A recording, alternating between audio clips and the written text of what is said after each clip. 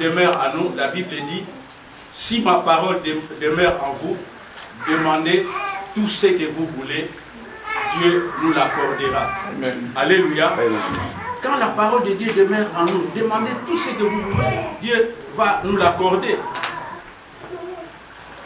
Quand ta fille, quand ton enfant est malade, tu ne vas pas faire appel au pasteur.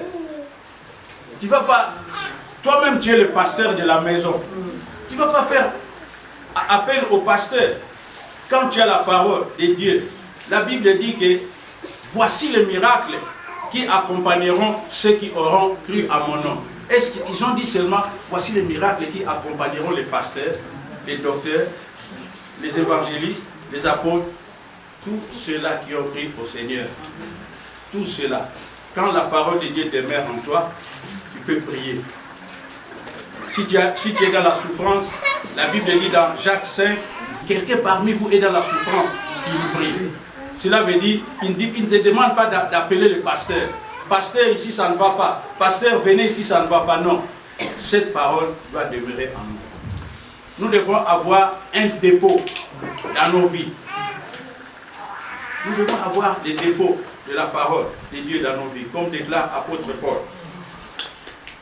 Donc aujourd'hui, j'ai voulu parler de ce thème de la foi, afin que chacun de nous puisse réfléchir là-dessus. La foi, ce n'est pas quelque chose de facile, mais la foi demande quand même de l'obéissance. L'obéissance et la persévérance. On doit obéir. Quand tu n'obéis pas, ça ne sert à rien. On doit avoir la persévérance.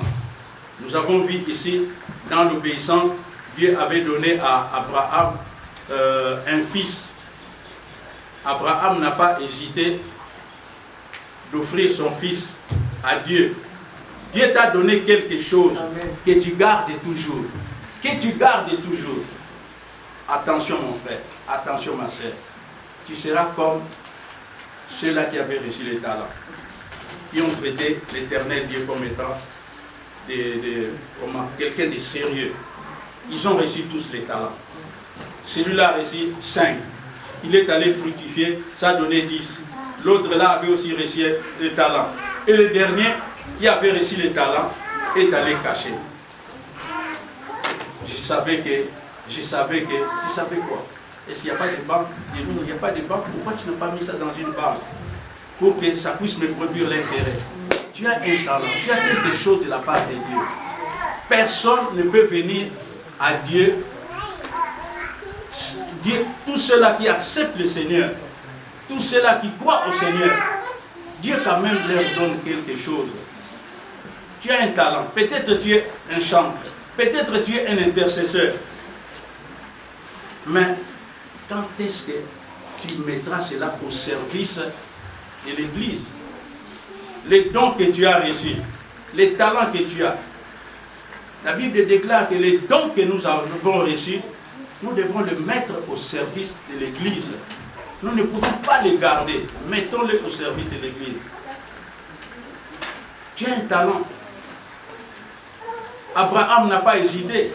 Il a compris que j'ai reçu Isaac de la part de l'Éternel. Dieu me le demande maintenant. Prenez Isaac. Il n'a pas dit non. Mais toi, tu as un talent. Qu'est-ce que tu fais avec ce talent? Qu'est-ce que tu fais avec ce talent? Tu ne fais rien. Alléluia. Je remercie le Seigneur qui m'a fait grâce de le reconnaître comme étant Seigneur et Sauveur.